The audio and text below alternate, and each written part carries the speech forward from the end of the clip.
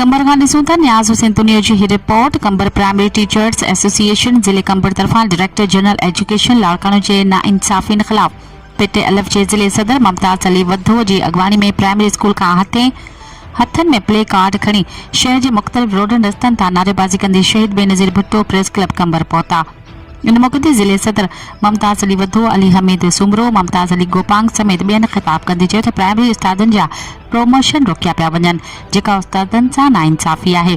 हुननि इल्ज़ाम हणंदे चयो त 4 खां 5 लख रुपया वठी प्रोमोशन कया पिया वञनि ऐं फर्नीचर जी मद में आयल पैसनि में ग़बन कयो वियो आहे, जंहिं सबबि मासूम ॿारड़ा फर्नीचर खां महरूम बणियल आहिनि।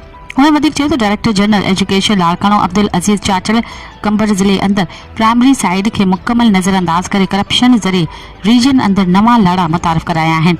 हुननि मुतालबो कयो त सीनियर उस्तादनि जा प्रोमोशन करे बेचैनी ख़त्म कई वञे, ॿिए सूरत में एहतजाज जारी रहंदो।